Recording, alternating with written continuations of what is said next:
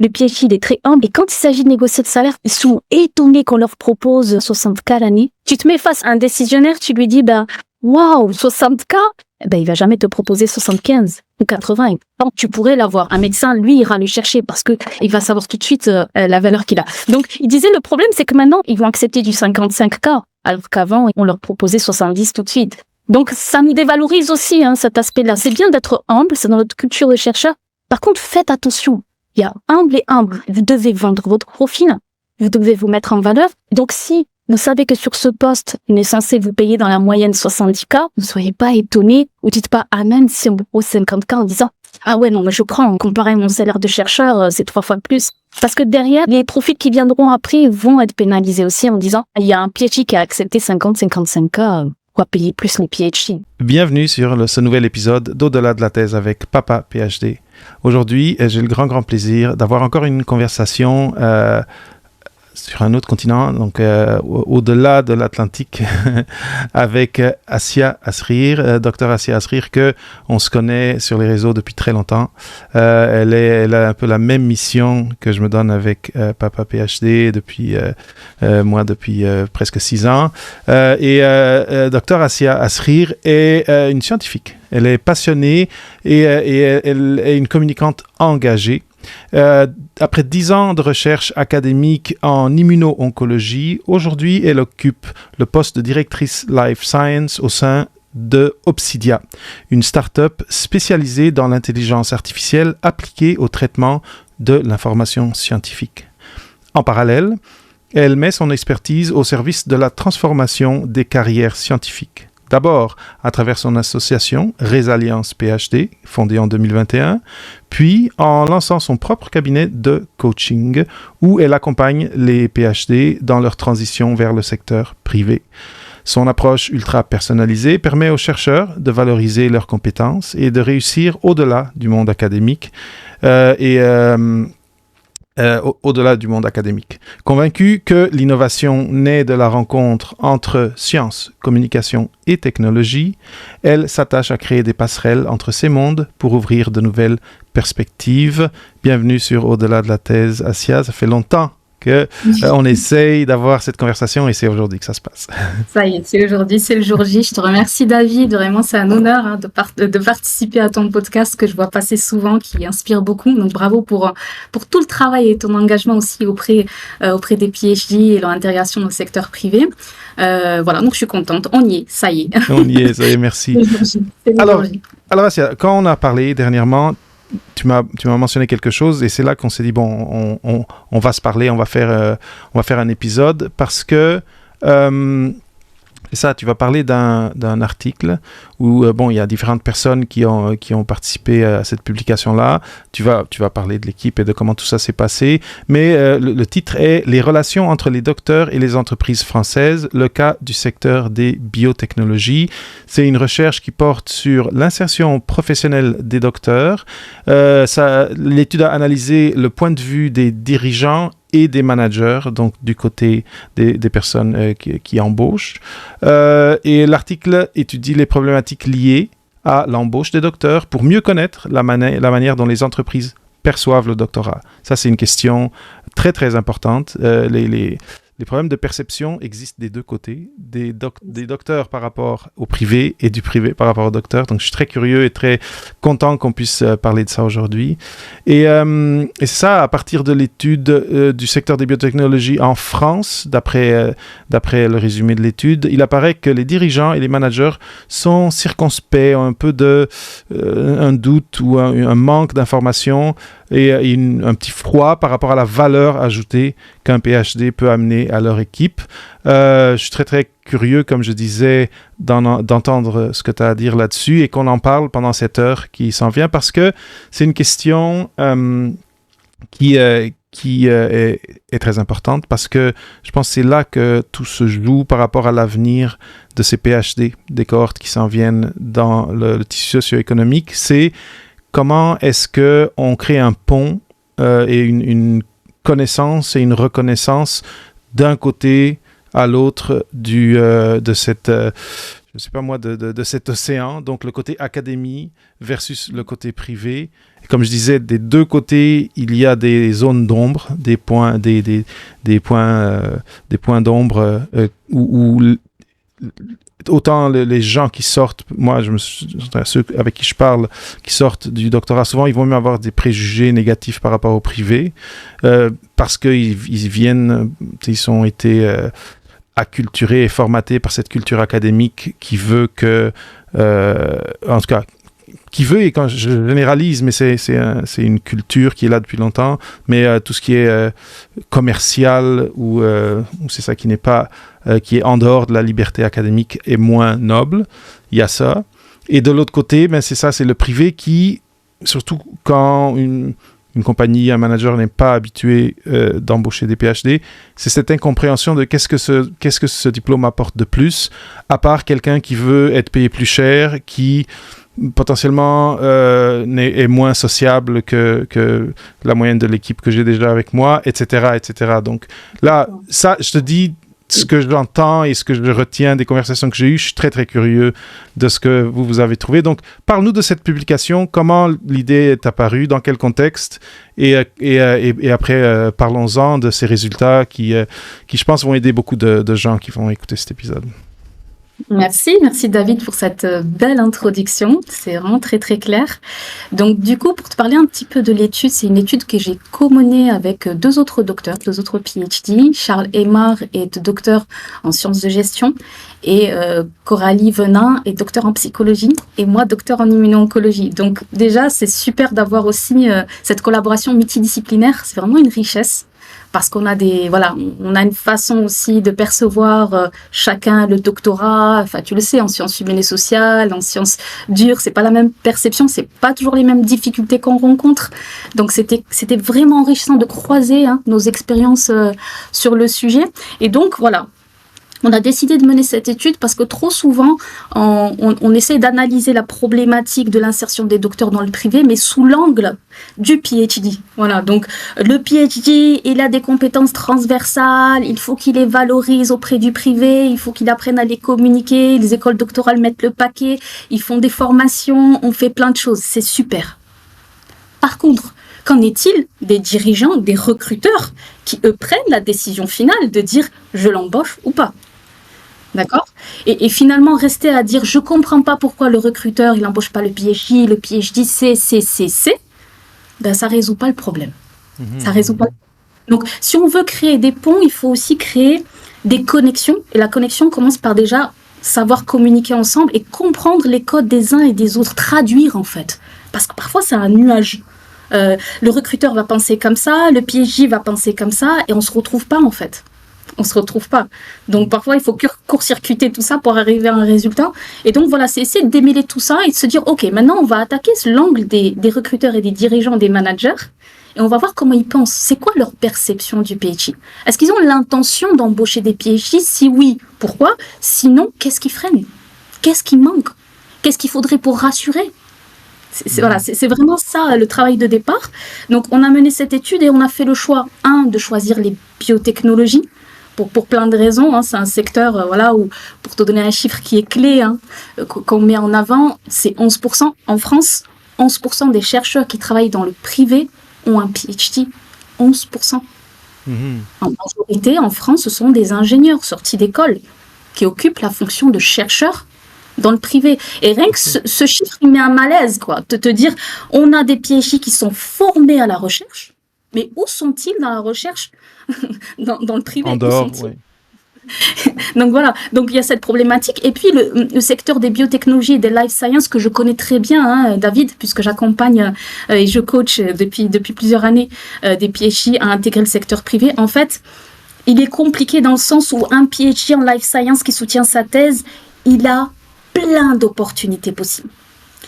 Il a plein de jobs possibles en dehors de la R&D. De comment on fait le tri dans tout ça, comment moi je vais mettre en avant mon profil pour un job business versus un profil consultant, versus un profil en recherche clinique, versus un profil dans les affaires médicales. Et en fait, en life science, je te parle de ce que je connais très bien, le PhD, il est complètement perdu sorti de thèse, s'il n'a pas été préparé. Je vais où? Est-ce que je suis légitime à aller là? Est-ce que... Bref. Et donc, voilà. Donc, l'aider à mieux comprendre les attentes du recruteur, pour nous, ça a été un objectif clé. Et oui, c'est super important. Et c'est intéressant que tu parles des recruteurs parce que, des fois, il va y avoir des offres d'emploi où la personne va postuler directement, mais après, le recruteur est dans l'entreprise, en tout cas, ou dans la compagnie, l'entité qui va embaucher. Mais souvent, il va y avoir des personnes dont c'est leur emploi, être recruteur, et qui sont des interlocuteurs intéressants pour les candidats, les candidates, avant même d'être à la recherche d'emploi, connaître ces gens-là, les ajouter sur LinkedIn et leur parler. Mais en tout cas, je trouve que tout ce que tu dis, il y a un grand besoin de ce type de résultats-là. Je serais curieux aussi c'est ça un peu la méthodologie que vous avez suivie. Déjà, vous avez cerné et choisi la biotechnologie. Et après, c'est ça, c'était donc les recruteurs, comment vous les avez approchés? Est-ce que vous aviez, en tout cas, vous aviez un objectif d'un certain univers, un certain nombre de compagnies approchées, etc. De ce côté-là, parce que là, on est tous des scientifiques, les gens qui nous écoutent, je suis sûr qu'ils vont être intéressés de savoir un peu qu'est-ce qu'il y a en arrière. Bien sûr, comment on a construit cette étude. Oui. Donc, au final, on a interrogé, quand je dis recruteur, David, il faut que tu entendes décisionnaire de manière générale. Mm-hmm. Parmi ces décisionnaires, on va avoir effectivement des recruteurs, c'est leur job de recruter, hein. Ils travaillent dans des cabinets de recrutement, donc ils ont des clients qui ont une demande, qui ont un cahier des charges, ils doivent retrouver le profil, le fameux mouton à 5 pattes. Mm-hmm. Et à côté, tu as aussi des directeurs médicaux, tu as aussi des CIO, tu as aussi des managers R&D, donc on a varié les profils et c'était important pour nous. Tu vois bien qu'un profil de recruteur qui, lui, a la pression de son client de trouver le meilleur candidat, c'est pas la même chose qu'un manager R&D qui, lui, a une équipe et il doit trouver le meilleur match. Il a d'autres préoccupations aussi, même si les deux sont complémentaires au final, mais tu sais très bien que les petites boîtes peuvent pas tous se financer un chasseur de tête ou faire appel à un cabinet de recrutement, et ça, faut l'avoir en tête. D'accord? Il y a tellement de choses à dire sur le sujet, mais voilà, c'est pour ça aussi qu'on a varié. Donc, on a interrogé 14 profils, d'accord? Très variés, CEO, manager, recruteur, chasseur de tête. Et donc, on a varié en prenant des PhD et des non-PhD. Okay. Ça, c'est important. Pas que des PhD, parce que ça pourrait biaiser l'étude. Tu verras, on en discutera, il y a des choses qui ressortent assez sensibles là-dessus, sur la perception. Et tous dans le domaine globalement des biotechnologies. Donc voilà, life science, biotechno, ça pour le coup, voilà. Comment on les a choisis? C'est des gens qui étaient dans mon réseau principalement, que j'ai pu aborder facilement. Moi, ça fait depuis plusieurs années que je développe un réseau autour des life science. Donc, on avait un réseau à disponibilité, des gens que je connaissais plus ou moins, avec qui j'ai déjà eu l'occasion de collaborer. Donc, je les ai sollicités et je les remercie tous infiniment parce qu'ils ont répondu positivement.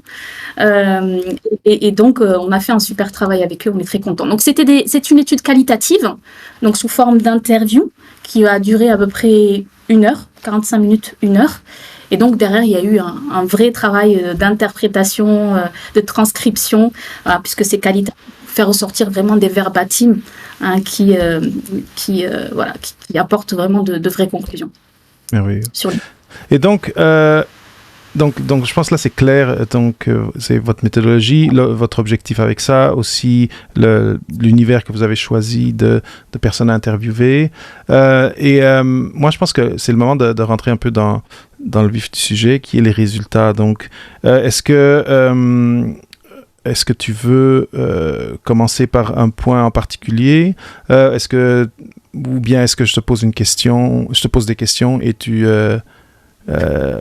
peut-être regarde, faisons comme ça. Commence avec peut-être un résultat clé, peut-être quelque chose qui t'a surpris ou en tout cas choqué, peut-être c'est trop, mais que quand c'est ressorti, l'équipe vous avez fait oh wow, ok, ça on s'attendait pas à ça.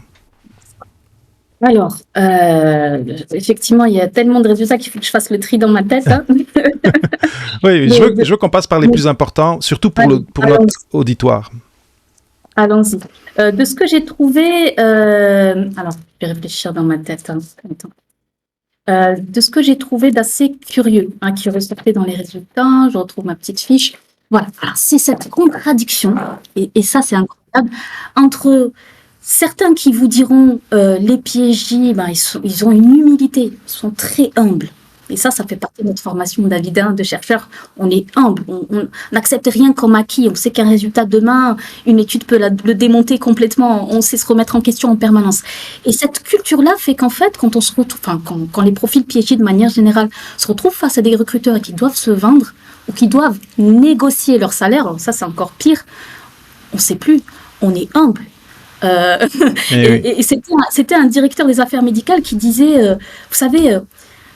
On les apprécie. Il est pas PhD, les médecins de formation. On les apprécie. Les PhD sont très humbles comparés à des médecins qui, eux, viennent en mode je sais, je suis l'expert. Le PhD, il est très humble et on trouve ça très bien. Et quand il s'agit de négocier le salaire, par contre, ils sont étonnés qu'on leur propose, je sais pas, 60K l'année. Et il se rappelle d'un profil qui lui a carrément dit mais vous êtes sûr, je vais vraiment avoir 60K l'année? Et ben oui. Et en fait, le problème de ça, ce qu'il disait, c'est que derrière, on se retrouve à pas les payer comme ils devraient être payés. Tu te mets face à un décisionnaire, tu lui dis, ben, waouh, 60K, ben, il va jamais te proposer 75 ou 80. Ça. Et pourtant, tu pourrais l'avoir. Un médecin, lui, ira le chercher parce que il va savoir tout de suite la valeur qu'il a. Donc, il disait, le problème, c'est que maintenant, on va se retrouver à aller payer moins cher. Maintenant, ils vont accepter du 55K, alors qu'avant, on leur proposait 70 tout de suite. Donc, ça nous dévalorise aussi, cet aspect-là. C'est bien d'être humble, c'est dans notre culture de chercheur. Par contre, faites attention. Il y a humble et humble. Vous devez vendre votre profil. Vous devez vous mettre en valeur. Et donc, si vous savez que sur ce poste, on est censé vous payer dans la moyenne 70K, ne soyez pas étonnés ou dites pas amen si on vous propose 50K en disant « Ah ouais, non, mais je prends mon salaire, comparé à mon salaire de chercheur, c'est 3 fois plus. » Ok. Donc, parce que derrière, les profils qui viendront après vont être pénalisés aussi en disant oui. Bon, il y a un PhD qui a accepté 50-55K, pourquoi payer plus les PhD? Voilà. Pourtant, ils méritent. Et ça, et parce qu'au privé, dans le fond, oui, je suis totalement d'accord. Et c'est une des choses à laquelle on n'est pas habitué, c'est qu'au privé, un des mandats, un des impératifs au privé, c'est de maximiser les profits et de diminuer les dépenses. Si on comprend qu'il y a une population X qui accepte très bien d'être payé tant, même si notre enveloppe initiale était 10 000 ou 15 000 plus haut, mais là, la corporation ou l'entreprise va pas faire un effort, va pas faire l'effort de négocier pour toi. Et ça, c'est vrai que c'est super, super important. Et cette personne-là qui a fait comme vraiment, mais elle s'est pas du tout préparée. Elle ne s'est pas du tout préparée. Elle est allée à cette entrevue-là sans avoir consulté un Glassdoor ou quoi que ce soit pour savoir à quoi s'attendre et pour savoir autour de quoi négocier. Mais je trouve que tu touches à un point super important avec cette première surprise que tu as eue. Moi, ça ne me surprend pas, mais c'est très intéressant de l'entendre mentionné par la personne du côté du privé, parce que ça, j'ai jamais eu cette conversation-là avec quelqu'un de ce côté-là. Mais c'est de voir sa surprise et un peu comment dire... cette préoccupation de se dire parce que ça dépend de eux, ça dépend du candidat de négocier. Ils aimeraient ça que les personnes arrivent un peu mieux préparées pour pouvoir lui payer leur valeur due. Et après, le désavantage avec tout ça, c'est que quand tu commences ici, mais après ton évolution salariale, ce retard, et tu ne le rattrapes jamais à moins de changer d'emploi et de là avoir appris des choses et de renégocier. Donc, moi, je suis super content que ce soit la première chose que tu mentionnes, et parce que ça m'amène à mon message de base, toujours, c'est préparez-vous à cette transition avant la fin, avant d'être en train de chercher l'emploi. Et un autre message qui est le système académique, à moins des fois d'avoir un mentor, un superviseur qui est vraiment exceptionnel et qui vous prépare parce que lui ou elle-même ont déjà un profil différencié, ont été dans le privé et sont revenus dans l'académique. À moins d'avoir ça, ben, c'est une culture qui, surtout dans les life sciences, comme moi j'ai fait, comme toi t'as fait, nous demande d'être beaucoup d'heures au labo sans pour cela être payé plus. Et donc, dépendamment de notre personnalité, et aussi peut-être des exemples dans notre famille, etc., qu'on peut avoir autour de nous qui peuvent nous aider, mais si on suit juste ça, c'est vrai que notre tendance est de sous-valoriser notre valeur, notre temps, notre expertise, etc. Et donc, on est super reconnaissant d'un chiffre et d'une offre qui finalement est en dessous du marché. Et comme je disais, les corporations, si tu demandes en dessous du marché, ils vont te payer en dessous du marché. Exactement. C'est exactement ça, David. Et en fait, si tu vas un peu plus loin, quand tu discutes avec ce directeur médical, ils sont naïfs. C'est une naïveté. Ils sont naïfs. Vous voyez, c'est de la naïveté. Alors, c'est mignon. Ils sont humbles, il a les yeux grands ouverts, il a l'étoile. Mais ils sont naïfs. Et en fait, ensuite, ça impacte qui? Ça impacte les autres qui arrivent derrière, qui vont vouloir peut-être demander plus. Oui, mais moi, j'ai payé 55K, il a accepté. Alors, du coup, ça crée de la concurrence. Pourquoi tu vas me demander 70, toi? Moi, j'arrive à trouver des PHI qui acceptent beaucoup moins. Et ça me va parce que je fais des économies. Donc, vous voyez, et c'est un message pour dire... Chaque PHI influence aussi par son comportement, par sa préparation, par les erreurs qu'il va faire, va aussi mettre des empreintes en fait chez le recruteur. Tu vois, quand on parle de perception, c'est une accumulation de choses, de PHI qui ont été mis sur le marché, qui sont pas préparés, qui arrivent, ils comprennent pas les métiers, ils sont verbeux, je l'ai pas mal entendu, ils sont verbeux, ils disent des choses, on les comprend pas, ils vont pas à l'essentiel, le client il comprend rien. Eh bien oui, mais ça impacte la perception derrière. J'ai eu une expérience, 2 expériences, 3 expériences. Moi, les PHI, j'en veux pas. C'est trop compliqué, je les comprends pas. Je vais aller prendre un ingénieur sorti d'école qui sait se pitcher, qui sait se mettre en avant, qui sait dire je sais, qui est confiant. Tu vois, donc il y a ce côté-là où il faut faire attention, ça peut impacter, nous impacter tous en fait, derrière. Et juste, David, je parlais d'humilité. Et en face, j'ai envie de t'opposer aussi quelque chose que j'ai trouvé très curieux, c'est le côté prétentieux. Donc, ça a l'air paradoxal. Mais c'est intéressant parce que je m'en allais te poser ces questions, mais vas-y, parce que d'ailleurs c'est une des peurs, là ils viennent avec leur doctorat et ils pensent qu'ils sont la personne la plus intelligente dans la salle. Qu'est-ce qui est ressorti par rapport à ça? Et alors, curieusement, tu vois, le côté humilité, c'était un directeur médical, etc., qui connaît les PhD assez bien. Et puis, le côté prétentieux, c'est un CEO qui n'a pas de PhD, qui a déjà recruté des PhD, mais par contre, le PhD qui arrive avec son CV de 3 pages, c'est prétentieux. Tu vois, t'as le gars qui est sorti d'école, et t'arrives toi avec ton PhD, parce qu'il faut dire qu'en France aussi, à l'opposition à ingénieur-chercheur, à ingénieur-PhD, t'arrives avec ton CV 3 pages, avec une page avec que des références bibliographiques, un truc imbuvable, mais en fait, tu te crois Et donc, il y a des perceptions aussi du CEO qui dit, mais c'est prétentieux d'arriver avec un CV 3 pages. Ça veut dire quoi? Ça veut dire que moi, je suis l'expert, je connais tout, alors que non, le métier, tu l'as jamais fait. Et t'es pas capable de me le résumer, de me le synthétiser en une phrase. Qu'est-ce que tu veux me montrer à travers ton CV 3 pages? Qu'est-ce que tu veux me dire? Alors que peut-être que le CV du CIO fait 1 page et demie, 1 page. Il a su le résumer. Ton CV, toi, de PhD, il fait 3 pages. Donc, il y a aussi pourtant, le PhD fait de son mieux. Il a beaucoup de choses à raconter dans le CV. C'est un CV académique. Il cite toutes ses publications. C'est chouette. Il est content. Mais la perception du recruteur en face, quoi. De dire, en fait, il est complètement déconnecté. Soit il est déconnecté de la réalité, et puis en même temps, il se vante un peu avec son CV 3 pages. Il attend quoi? Quel message il veut me faire passer, moi? Parce que j'ai envie de recruter quelqu'un qui a publié qui a fait 10 publications. Moi, dans mon job, on ne cherche pas à publier. Et ça, c'est encore autre chose. Ça, c'est encore autre chose, David. On en reparle. T'as raison, et ça, c'est très important pour les gens qui nous écoutent, pour les gens qui nous regardent. C'est super important de comprendre qu'aussitôt que vous sortez du milieu académique, à moins vraiment d'aller... Disons que vous avez fait un PhD en biologie moléculaire et là, vous allez dans une pharma et vous allez faire quasiment la même chose que vous faisiez au labo en R&D en pharma. Mais là, vos publications, votre expertise technique est très pertinente dans ce contexte-là. Mais en général, quand on sort dans le privé, tout ce qui est les publications, la liste de publications, plus jamais personne va vous poser des questions sur vos publications.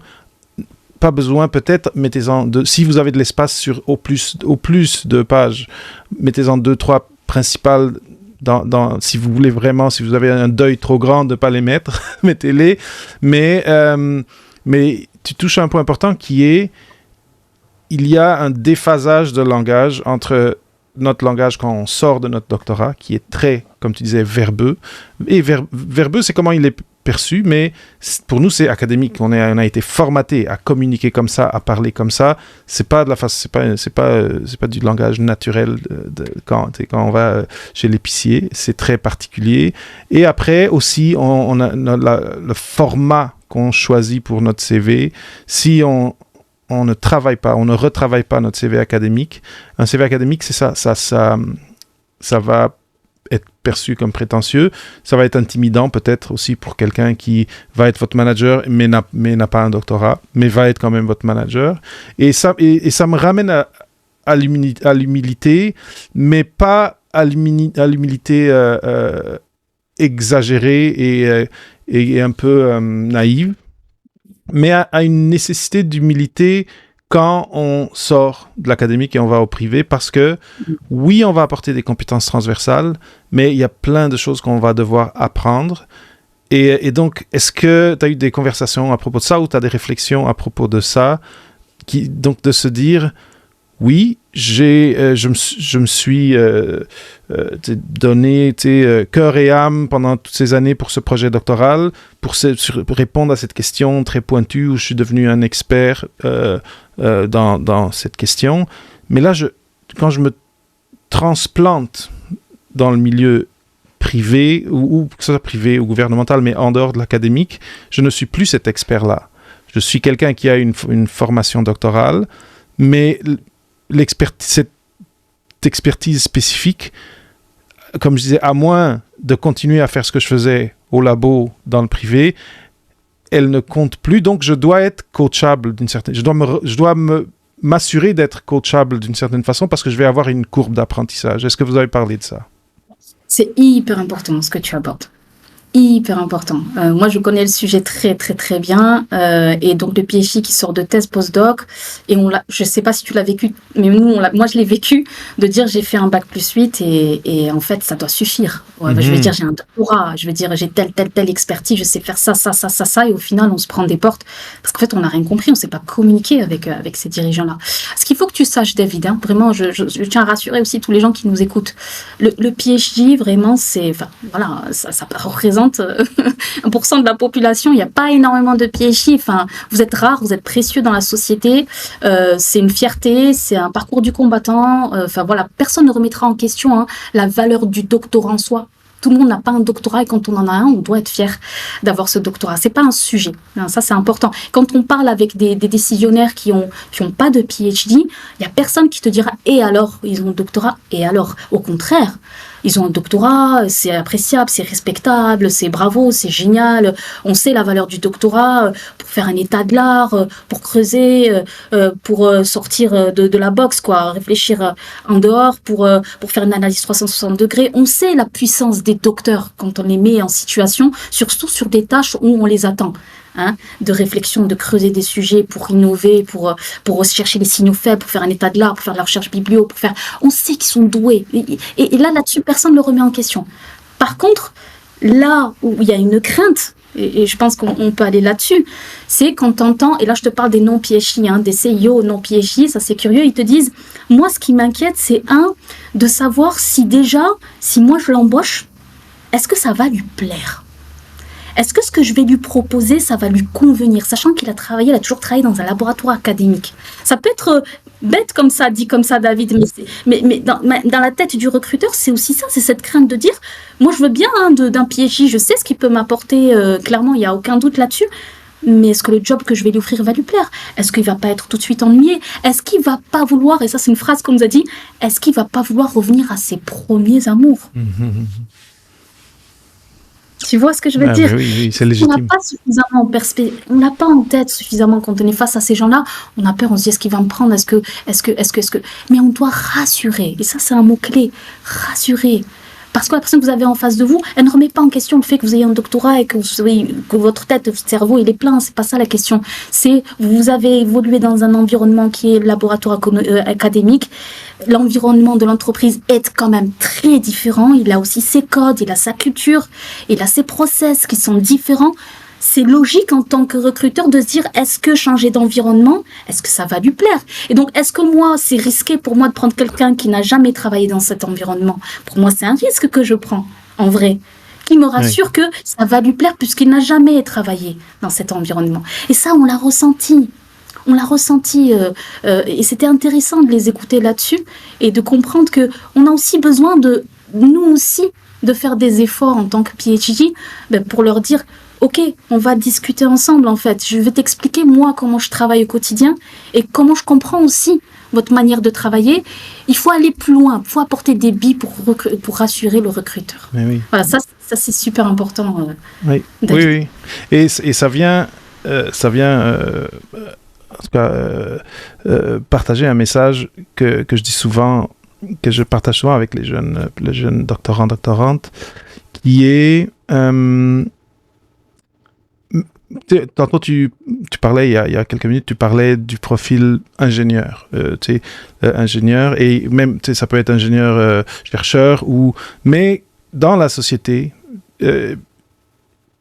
moi, j'ai grandi au Portugal, mais ici, c'est un peu la même chose. Je pense qu'en France aussi, c'est la même chose. Mais l'Europe versus l'Amérique du Nord, c'est un peu différent. Mais je sais qu'en Europe, un avocat, tout le monde sait un peu. Tu dis, tu es quoi, avocat? Je sais. J'ai fait un rayon X et j'ai déjà plein de choses que je sais, entre guillemets, sur toi. Je fais des guillemets avec mes doigts.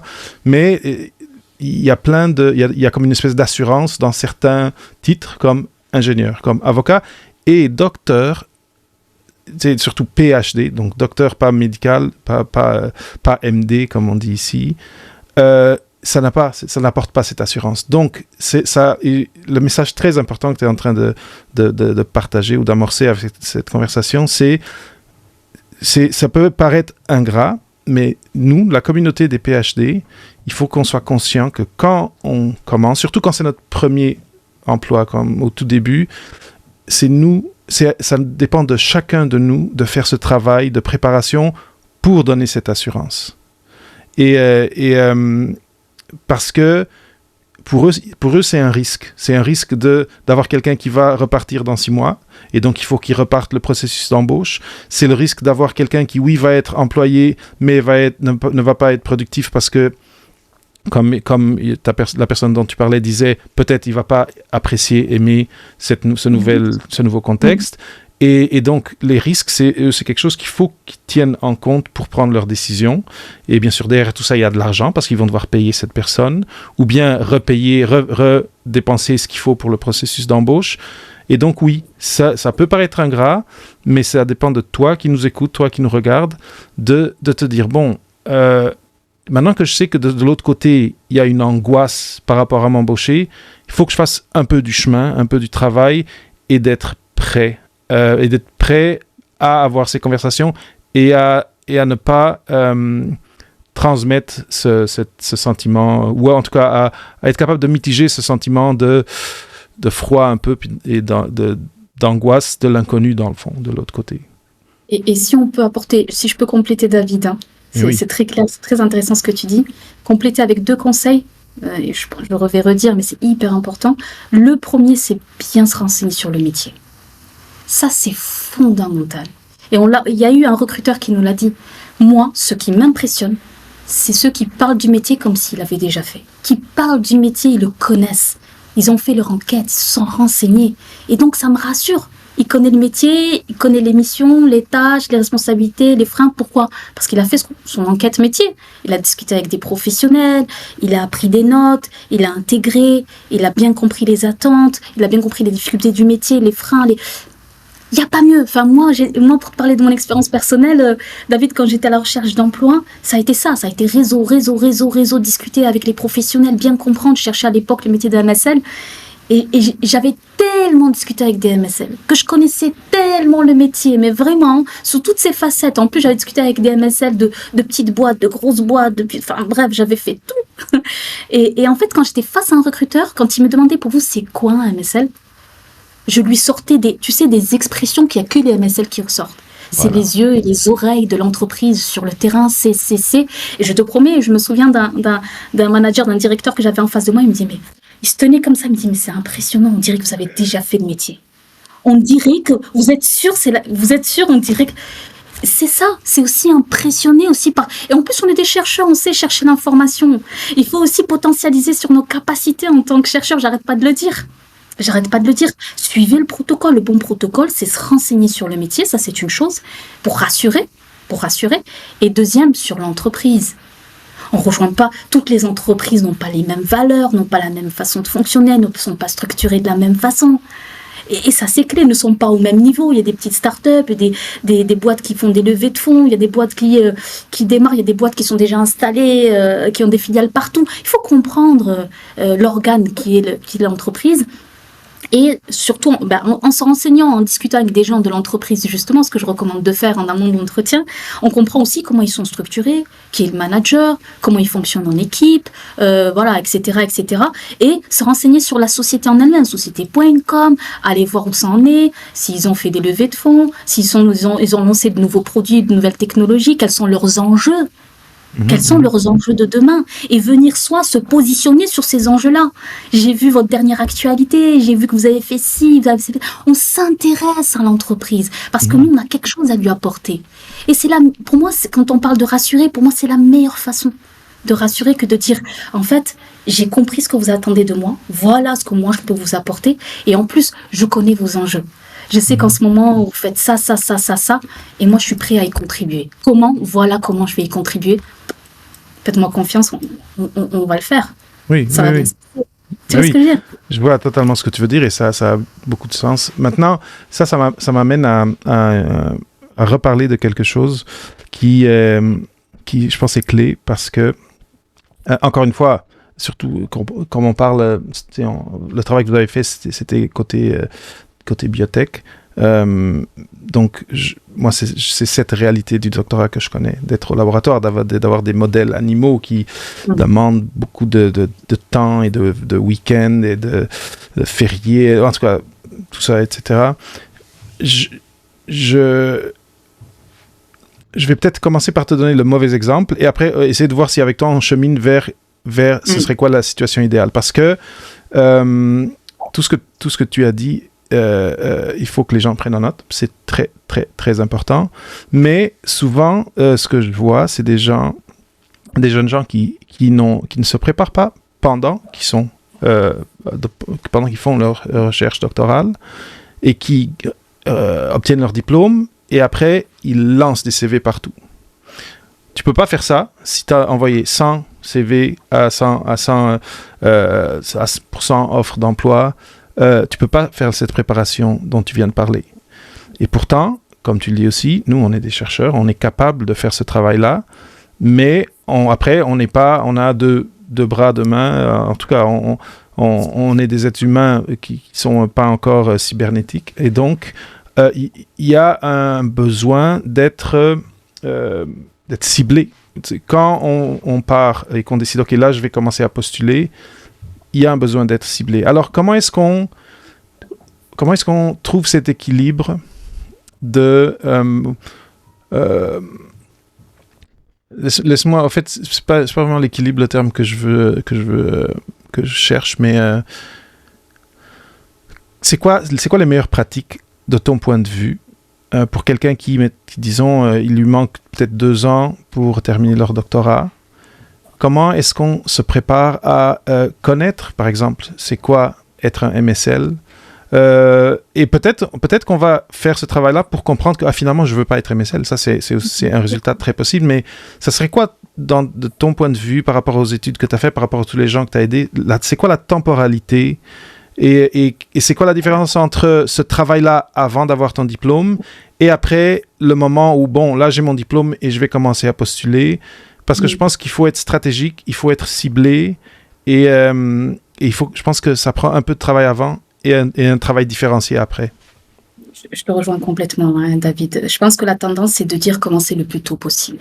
Et j'ai envie même de te dire qu'aujourd'hui, vu l'état actuel, il faut que quelqu'un qui veut se lancer à faire un PhD, il ait une vraie réflexion sur la suite.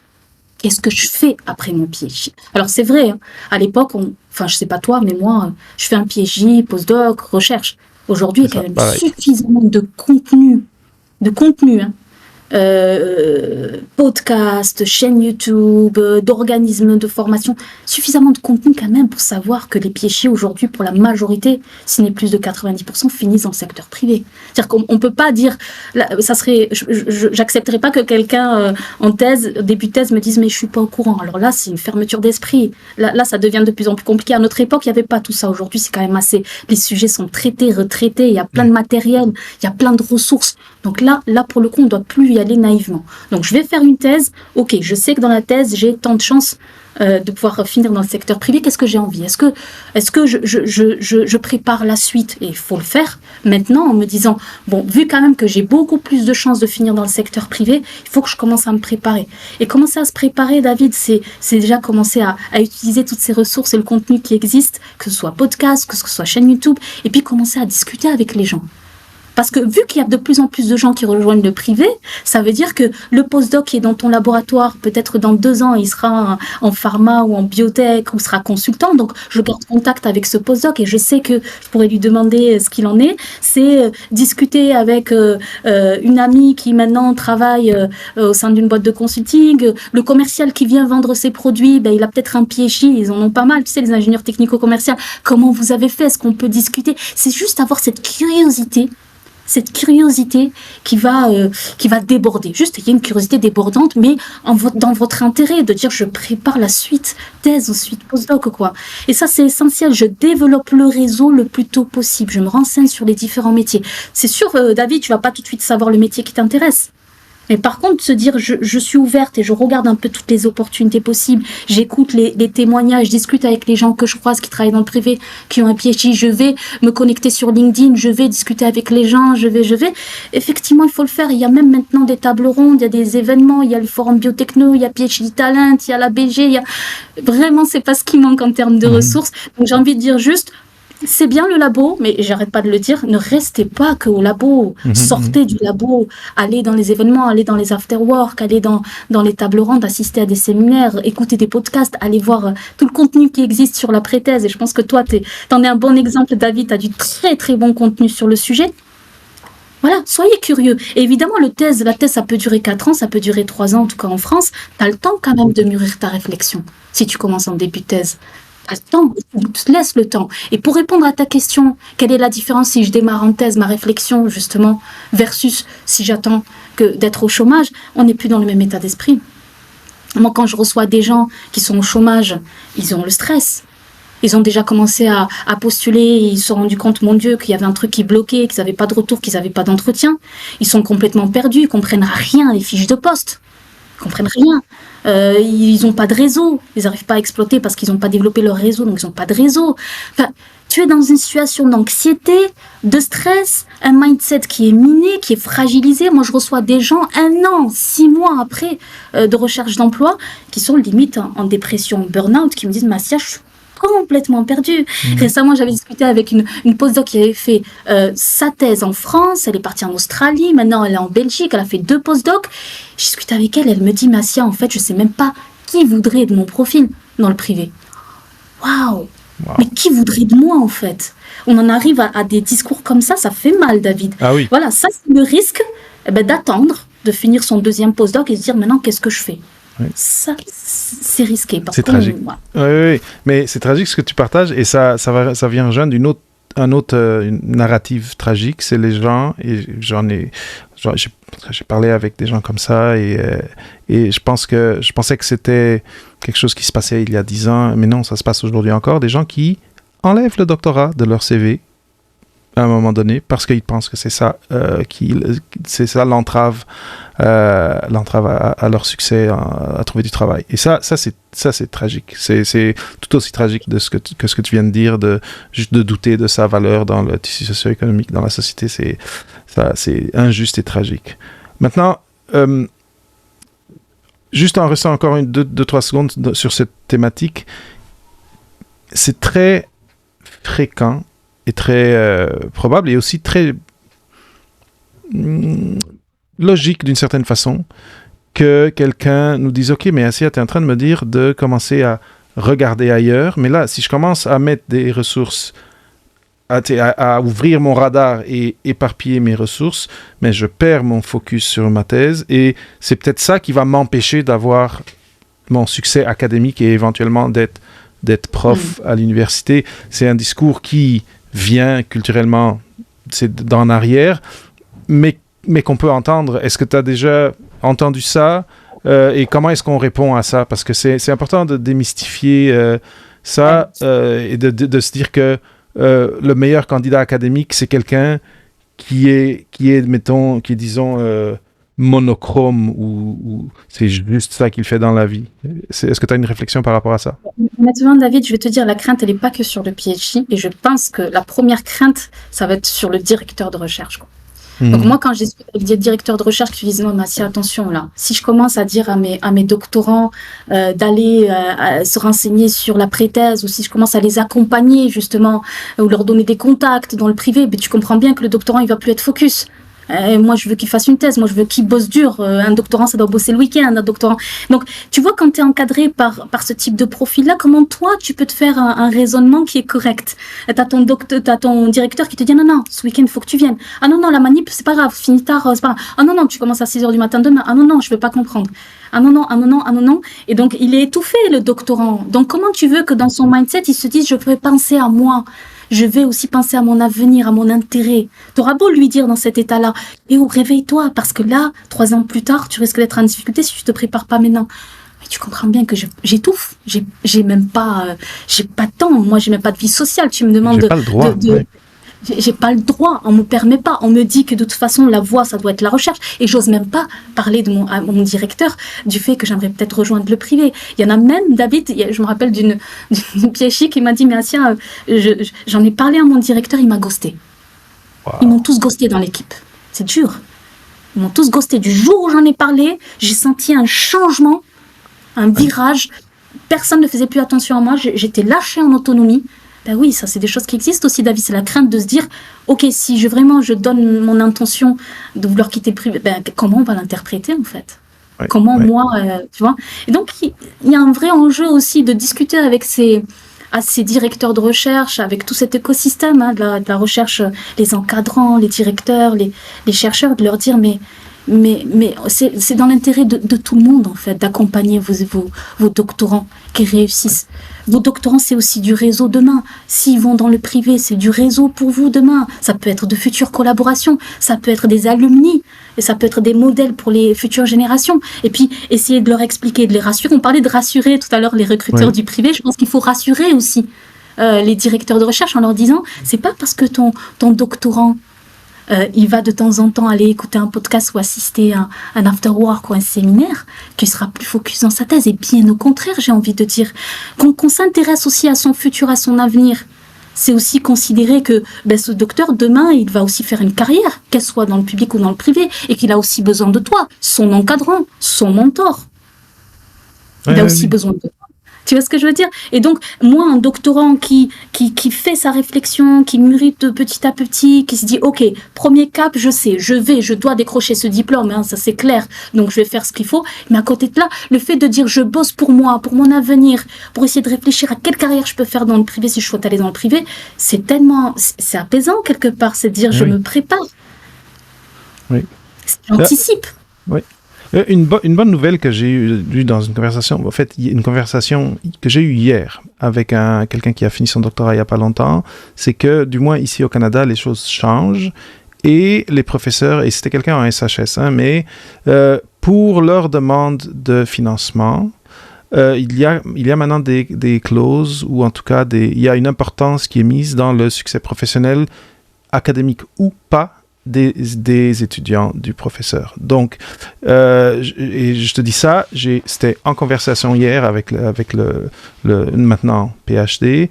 Donc, je suis pas allé vérifier, je suis pas allé voir les formulaires, mais j'ai confiance en la personne et je trouve que c'est un bon signe. Je veux dire, ça veut dire que quelque part, il y a quelque chose qui se passe, et tout ce qu'on fait depuis toutes ces années, moi depuis 6 ans, toi depuis 2021, ça, il y a des retentissements, je pense, et pas juste nous, hein, on est quand même une grande communauté à essayer d'aider à la valorisation du PhD. Je pense à Claudine Pierron, en tout cas, tellement de personnes que j'ai croisées sur le balado.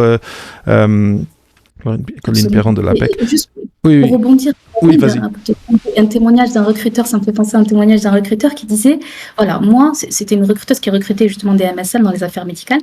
Okay. Et elle avait un profil intéressant, elle lui a demandé un référent, tu sais, à contacter. Normal, donc il a mis son directeur de thèse. Donc la recruteuse, elle a contacté le directeur de thèse en lui disant, écoutez, un tel, je suis en train de passer un entretien avec lui, je voudrais m'enseigner sur le profil. Et alors quand tu as le directeur en face qui dit non, il veut aller dans le privé, mais quel dommage. Il était brillant. Il était pourtant brillant. Et il veut rejoindre le privé, je trouve que c'est du gâchis, je trouve que c'est du dommage. Vous vous mettez à la place du recruteur en fait.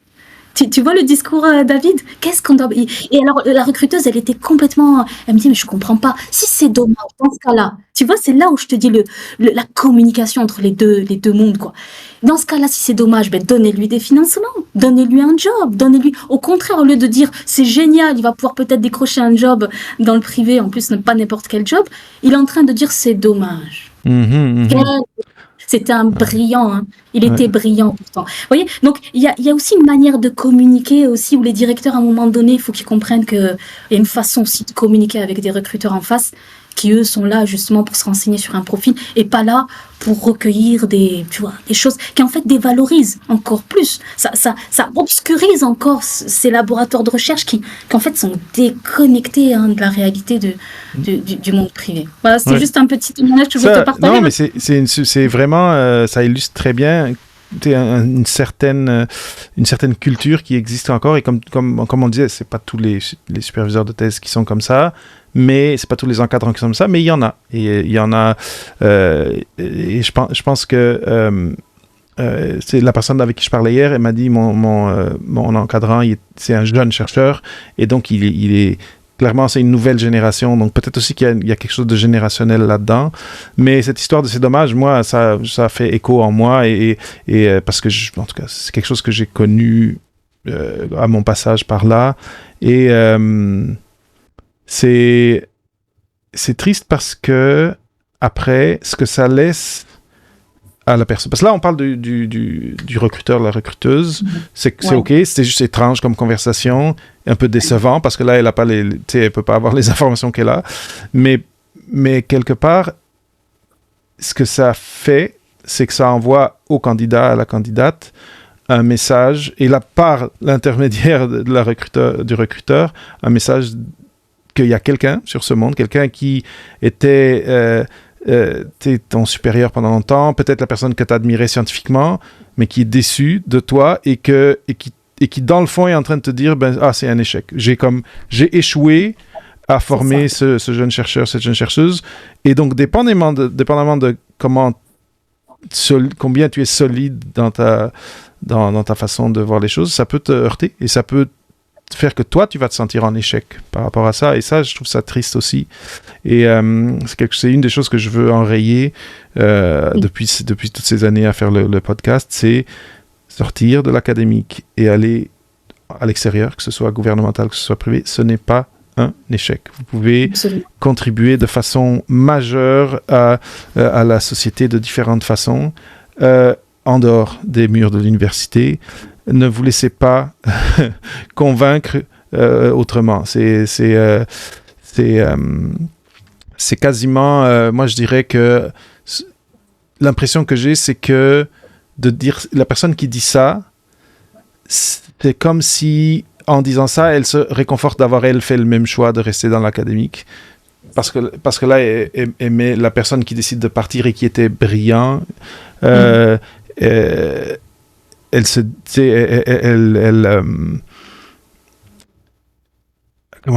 conforte son choix en se disant que un choix différent est juste illogique et triste.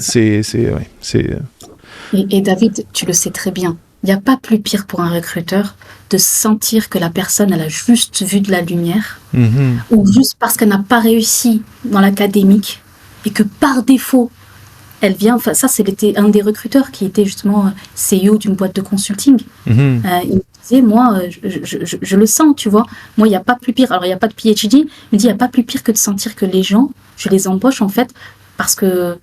Un peu comme une roue de secours, quoi. C'est parce qu'ils ne savent pas trop ce qu'ils veulent faire et qu'ils auraient aimé continuer dans la recherche, mais qu'ils n'ont pas de poste et ils viennent vers moi. Et je me rends compte, alors je vais te dire une réalité, c'est qu'ils se disaient carrément qu'ils se rendent compte que justement ces gens qui trouvent cette opportunité et qui se disent « why not ?», ils les embauchent et que derrière, 2 ans plus tard, ils partent. Et moi, il me dit, j'ai un turnover qui est assez important. Et du coup, ça me fait poser la question de comment moi je fais pour embaucher des PhD qui sont vraiment intéressés par le consulting et qui veulent y rester. Alors, c'est un cas particulier que je te dis, David, mais juste pour se mettre dans le recruteur, il y a aussi cette obsession de dire, il a quitté le monde académique et à la base, il y est allé pour pouvoir être chercheur et pour pouvoir être maître de conf. Il vient vers moi en me disant je veux être embauché comme un job de consulting. Comment tu me rassures, moi, en tant que recruteur, pour que je me dise je suis pas une roue de secours. C'est pas un job que tu prends parce que tu as besoin d'avoir un salaire, mais c'est vraiment un vrai projet professionnel. Donc, ça revient à ce qu'on disait tout à l'heure de réfléchir. Réfléchir, c'est construire un projet. Et forcément, ça commence large parce qu'il faut savoir les éventails des opportunités possibles. Il faut apprendre à se connaître aussi. On n'en a pas parlé, David, mais il y a un vrai travail d'introspection. D'accord ? Est-ce que moi, je propose, je le fais dans mon accompagnement, je fais des séances de brainstorming justement, où je fais une introspection et je suis un peu un miroir pour faire refléter à la personne ses envies, ses craintes, ses peurs, ce qu'elle peut faire, pas faire en fonction de ses expériences. Il y a des gens qui te diront, moi, le business, c'est juste impossible. C'est juste impossible. Versus la recherche clinique ou la rédaction scientifique, j'adore. Moi, c'est un truc qui me plairait. Versus la recherche... bref, et tu peux imaginer comme ça, trouver des affinités. Et une fois que tu arrives à identifier une, 2 pistes, là, tu fais ton enquête métier. Là, tu focuses. Et là, tu te renseignes, tu discutes avec les professionnels, tu en apprends un peu plus, tu comprends bien les missions, les tenants, les aboutissants, les journées types. Et là, tu te prépares aux entretiens. Tu vois, il y a un processus, on parle beaucoup de protocole dans la recherche clinique, il y a un protocole à suivre. Et si tu commences à vouloir, c'est ce que tu disais tout à l'heure, envoyer des CV comme ça, n'importe comment, n'importe où, c'est pas le bon protocole. C'est pas le bon protocole. D'accord ? C'est la meilleure façon d'être complètement déprimé parce que tu n'as pas de retour. Et en même temps, encore une fois, quand tu discutes avec un professionnel, même quand tu fais du réseautage, quand tu discutes avec un professionnel, si tu lui donnes la sensation, mais dans une demi-seconde, que tu sais pas ce que tu veux, ou que tu veux juste le contacter pour envoyer ton CV, et que tu comprends rien aux attentes, au métier ou au profil de la personne que tu as en face, c'est mort. Évidemment, c'est mort. Donc voilà, donc il y a, je pense, vraiment un protocole à suivre, et là, pour le coup, il faut qu'on soit... Il faut qu'on soit bon là-dessus. Hein. C'est sûr. Non, je suis totalement d'accord. Et si tu nous regardes, si tu nous écoutes, Assia peut être quelqu'un, dépendamment d'où tu es dans ton parcours, peut être quelqu'un qui peut t'aider là-dedans. On arrive, tu sais, on a peut-être 5 minutes encore pour parler. Avant qu'on continue, si quelqu'un regarde l'épisode, écoute l'épisode et aimerait en savoir un petit peu plus sur ce que tu fais, sur les services que tu offres, ou juste partager une histoire avec toi, c'est sûr, vous pouvez toujours m'écrire à moi, david@papaphd.com, mais toi, Assia, comment est-ce qu'on fait pour te rejoindre? Ton site web, c'est asria-asrir.com. Mais après, si on veut vraiment t'envoyer un message, te parler, est-ce qu'on te trouve sur LinkedIn, par exemple? Absolument. Ah, alors là, comme on s'est trouvés ensemble sur LinkedIn, David, je crois que LinkedIn, c'est la plateforme indispensable. Donc, n'hésitez pas à connectez-vous avec moi. J'ai des gens, je reçois des messages tous les jours, alors je promets pas de répondre tout de suite, mais je vous promets, j'oublierai pas. Contactez-moi, prenez rendez-vous. Il y a un bouton prendre rendez-vous. Si vraiment vous avez envie d'une discussion, de voir éventuellement les accompagnements possibles, ne serait-ce que d'avoir des conseils aussi dans votre parcours. Je suis ouverte à ça. Donc, pas de souci. Donc, moi, j'ai un accompagnement où justement, j'ai ouvert mon agence de coaching il y a 1 an et demi. Donc, j'ai co-construit avec une équipe d'experts métiers un programme qui s'appelle AS2, ça remonte à 2 mois, où là, on accompagne à plusieurs niveaux les profils. Donc, une séance de brainstorming pour définir le projet professionnel, les pistes professionnelles à creuser, un accompagnement avec une recruteuse qui va donner plein de tips, plein de conseils sur le CV, sur la posture, sur plein de choses. Un accompagnement via des mentors, des experts métiers sur 3 séances, pareil. Et là, vous avez l'expert métier. Imaginez que vous avez ciblé la R&D, vous aurez un expert métier en R&D qui va vous accompagner sur les vraies problématiques de comment identifier les entreprises, comment personnaliser son CV, comment faire du réseautage. Enfin, voilà, je propose vraiment quelque chose d'assez complet avec également, s'il le souhaite, une acculturation à l'entreprise, donc avec des séances aussi de formation au code de l'entreprise, à la culture de l'entreprise. Ça se fait en anglais également par un de mes associés. On essaie de compléter, comme tu as vu David, on essaie d'apporter des solutions à tous les besoins qui seraient possibles. Et ça, c'est génial. À mon époque, ça n'existait pas. Et à mon époque, je me souviens de cette situation où j'avais juste envie qu'on prenne par la main. Oui. Tu sais, quand tu es perdu, David, tu as juste envie qu'on prenne par la main, qu'on te dit, je vais t'accompagner, juste fais-moi confiance, je sais comment tu peux y arriver. Et je vais t'expliquer comment tu vas y arriver. Je rêvais de ça. Je ne l'ai pas trouvé sur le moment, sorti de postdoc. Et donc, c'est là où j'ai eu l'idée de créer l'association Résilience PhD, vraiment pour faire une chaîne YouTube, pour faire un podcast, pour créer du contenu. Et encore tous les jours, et ça fait maintenant 4 ans, j'ai des gens qui me disent juste tes podcasts ou juste tes chaînes YouTube, ça m'a ouvert les yeux. Ça m'a fait le déclic.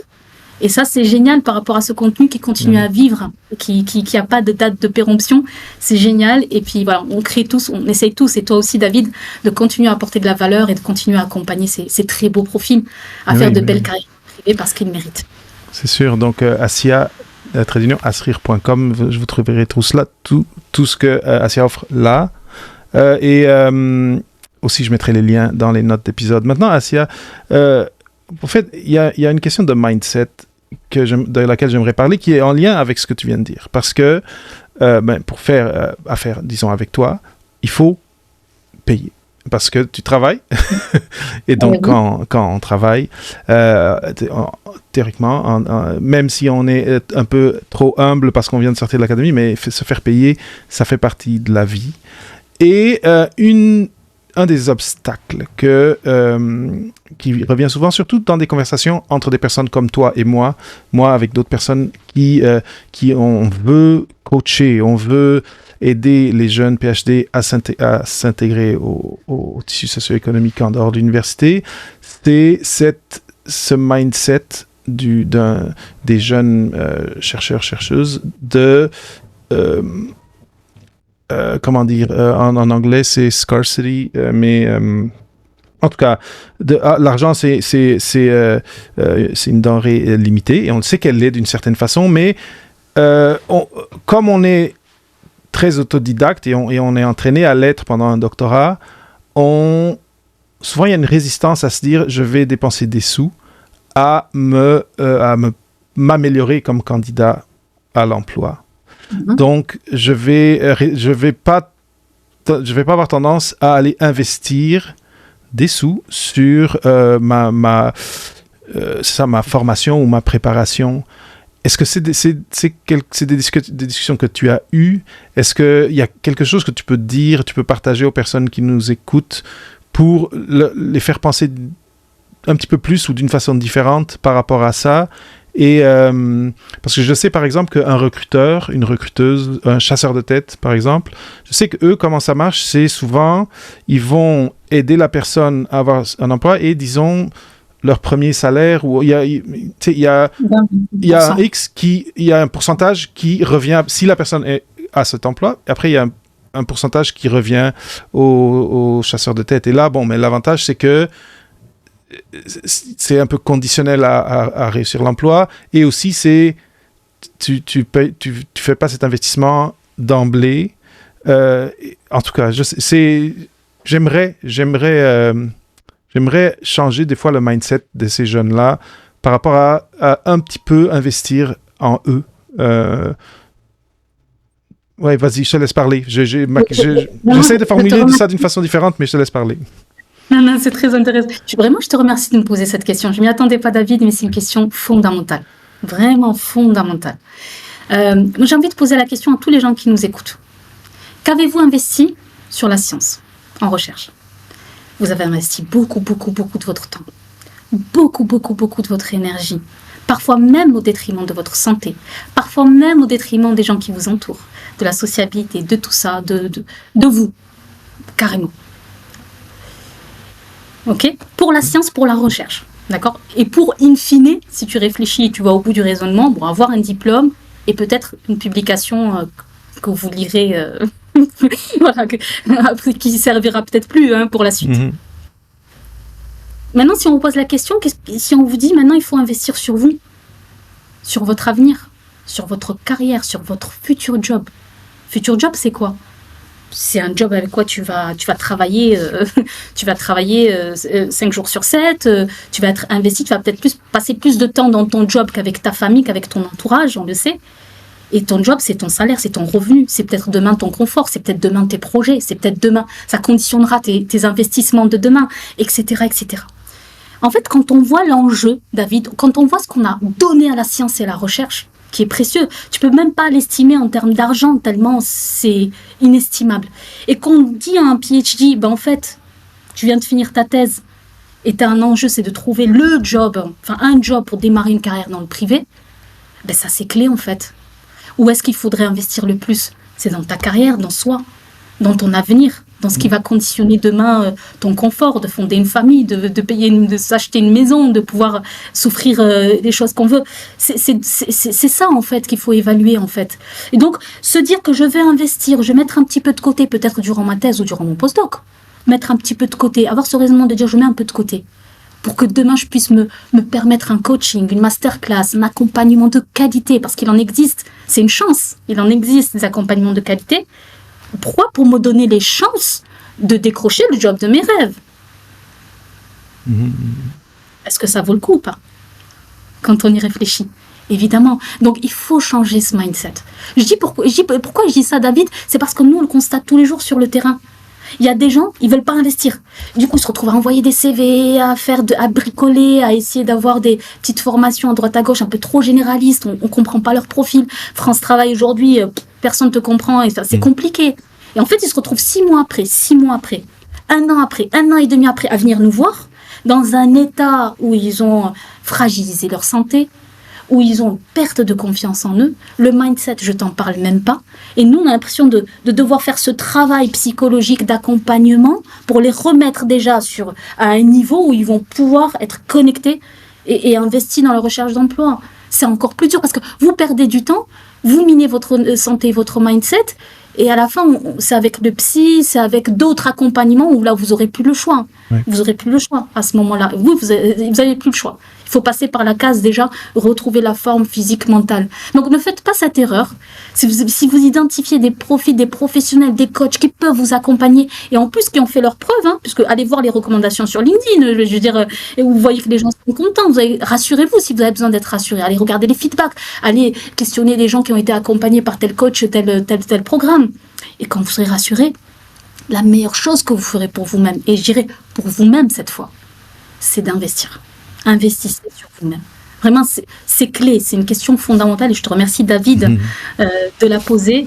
Et encore une fois, c'est pas ce qui manque, des formations ou des coachs de qualité qui peuvent vous garantir vraiment une réussite. Et après ça, il y en a comme tout dans la vie, il y a Assia, il y a d'autres personnes et il faut trouver celui qui marche pour vous. Et ça, comme Assia le disait, allez voir, allez scruter, aller explorer, aller voir les recommandations, etc. Aller peut-être écouter leur contenu et trouver celui qui marche pour vous. Ça, c'est important. Le bon match est toujours important.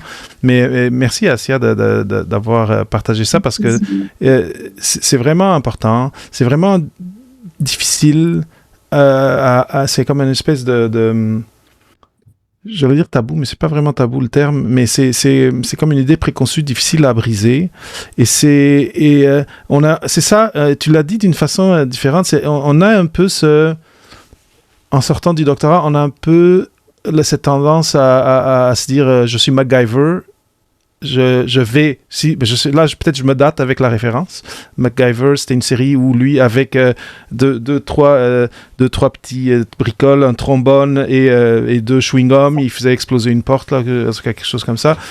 Mais 6 mois, 1 an et demi de MacGyver sans résultat, ça brûle. Et donc, oui, de commencer, peut-être, comme tu disais, Moi, j'aurais aimé l'avoir fait, je ne l'ai pas fait à l'époque. Donc, c'était très turbulent, l'après. Le réseautage, pour moi, a été clé dans l'après pour trouver ce que j'ai fini par trouver. Mais je suis très, très content d'avoir posé la question. Elle n'était pas prévue. Elle est venue avec ce que tu as partagé. Ouais, j'espère que les personnes prennent note. Et donc, ce que j'allais dire, c'est que tout ce que tu as partagé aujourd'hui, c'est sûr qu'on est parti de l'article, donc les relations entre les docteurs et les entreprises françaises, le cas du secteur des biotechnologies. Bravo pour ce travail. Je trouve que c'est important qu'on ait de plus en plus de données qui ressemblent à ça pour pouvoir après avoir ces conversations avec les jeunes doctorants, doctorantes et leur montrer où sont les points d'ombre et les flous et les crevasses qu'il faut qu'ils évitent. Mais il y a comme vraiment un fil rouge pour moi qui sous-tend tout ce que tu as partagé, toute notre conversation. Et je ne vais pas utiliser le mot anglophone que j'ai utilisé il y a quelques minutes, mais je vais le dire d'une autre façon. Tout ce que tu as dit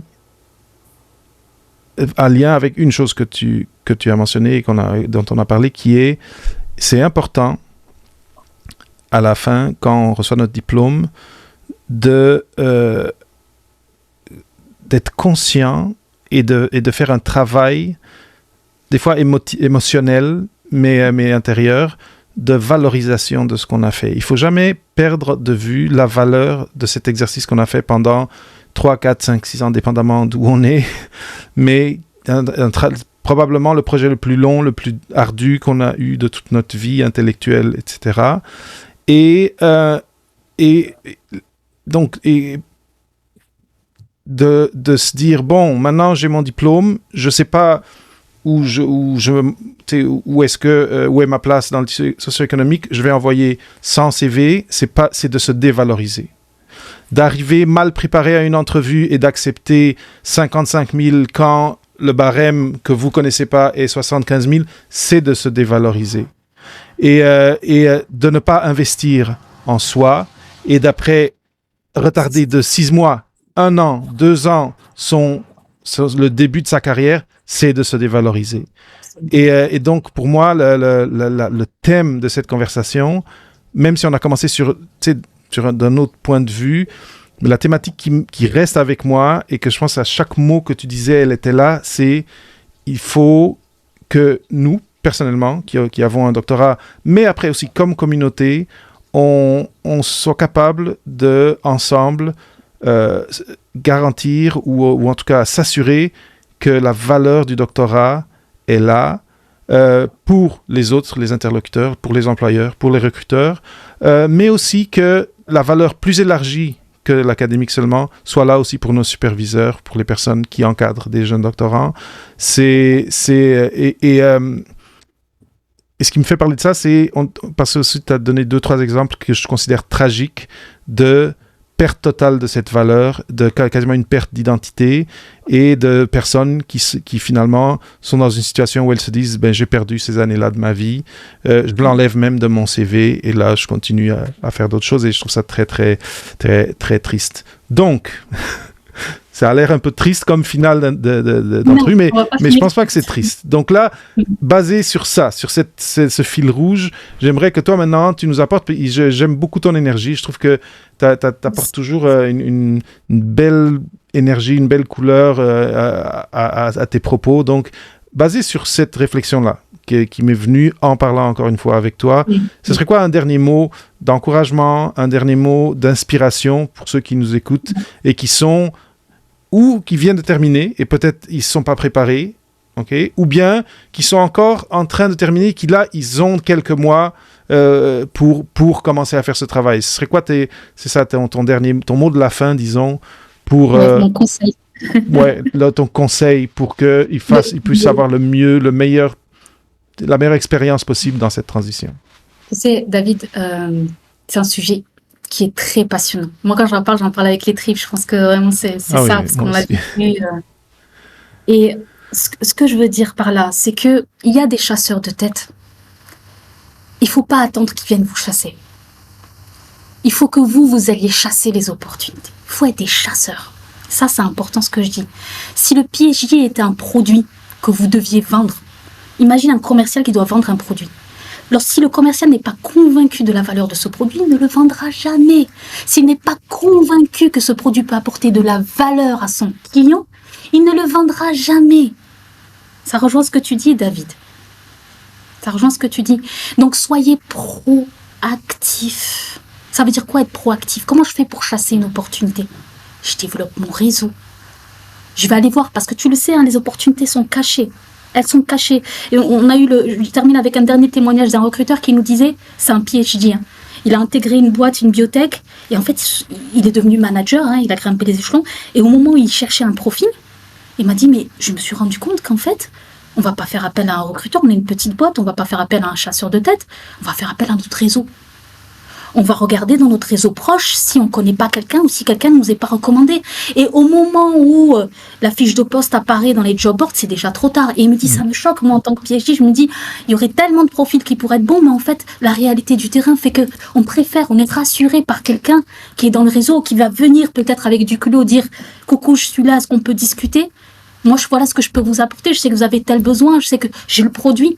J'ai mon expérience qui vous sera hyper profitable parce que je peux vous apporter ça et ça et ça. Et je peux vous le quantifier, je peux vous le prouver par rapport à mon expérience passée. C'est ça qu'on veut. On veut des chasseurs. On veut des commerciaux. Il faut avoir cette âme un petit peu de commercial. Il faut savoir vous vendre. Je rejoins encore un autre verbatim d'un PhD cette fois. On n'a pas trop parlé des recruteurs PhD qui disaient on a l'impression que les PhD ont été lobotomisés à ne pas savoir se vendre. C'est ça. Vraiment, c'est dur, mais c'est ça. C'est un PhD qui le dit. Il me dit, c'est pas possible, ils savent pas se vendre. Il a reçu un jour un message d'une PhD qui lui dit, mais tu penses que je devrais me renseigner sur l'entreprise avant le premier entretien? Il avait plus de voix. Bref, tout ça pour te dire, en fait, que voilà, à un moment donné, si vous savez pas vous vendre, vous ne mettrez pas toutes les chances de votre côté. Et moi, j'ai beaucoup, excuse-moi, David, je déborde, mais j'ai beaucoup de gens que j'accompagne qui me disent « j'ose pas relancer, j'ose pas contacter, j'ose pas envoyer un mail, je sais pas comment ça va être perçu, j'ose pas être ennuyante, j'ose pas être réparable. » Arrêtez ces pensées limitantes. Vous avez de la valeur à apporter si vous n'en êtes pas convaincu. Arrêtez, cherchez pas de boulot. Si vous n'êtes pas convaincu que ce que vous avez, que votre expérience, votre PhD peut vraiment apporter de la valeur pour un recruteur, pour un manager, pour une équipe, en vrai, arrêtez-vous, vous n'aurez pas de résultat, c'est évident. Par contre, si vous avez la niaque du commercial qui va aller vendre son produit, qui va aller prospecter, toquer à toutes les portes, qui va pas prendre personnellement quand quelqu'un lui a pas répondu, qui au contraire va relancer 2 fois, qui va savoir se pitcher, qui va savoir aller discuter avec les gens, qui va avoir un peu de culot, qui va aller creuser, fouiller, chercher comment c'est fait en tant que chercheur.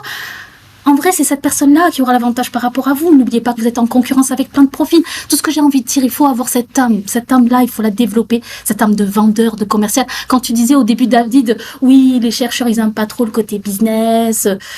On fait de la science pour pas vendre, on veut pas vendre, c'est pas l'objectif de la science. Moi, je suis embêtée avec ce concept-là. Non, en vrai, si vous n'êtes pas des vendeurs dans l'âme, comment vous allez réussir à vous vendre sur le marché du travail? Donc, tout ça pour te dire que justement, une de mes conclusions, moi, qui m'a donné envie d'aller plus loin suite à cette étude, c'est que je vais d'ici octobre, et je commence à constituer une équipe, monter une masterclass. Je la vois déjà, je la visualise déjà. Comment rendre les PhD des chasseurs d'opportunités? Comment on prospecte? D'accord? Comment on se pitch? Comment on va développer son réseau? Comment on se vend? Comment on devient entrepreneur dans l'âme? Oui. Voilà. Donc, c'est super important. Et la niaque, comme tu disais, si vous ne l'avez pas naturellement, ça se peut que ce soit tout simplement parce que autour de vous, en tout cas, comme on le disait, ou c'est mal vu, ou c'est juste pas présent.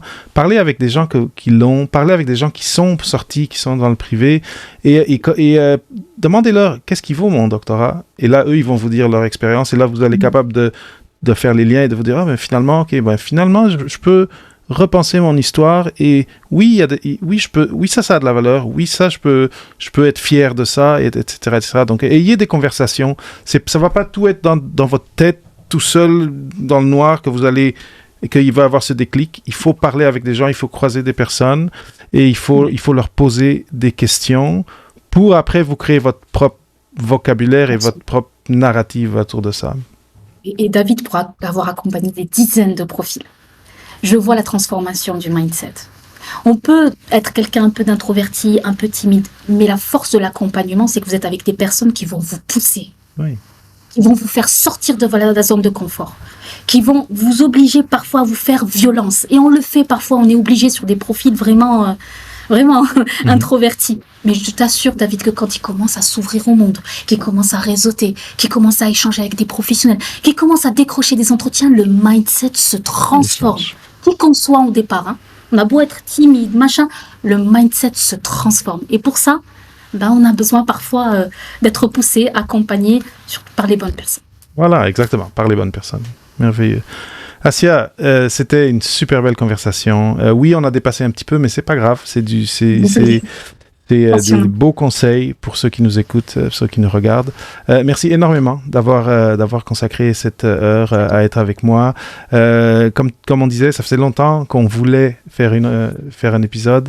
Et bien, c'était aujourd'hui. C'était le jour parfait. C'était une super bonne conversation.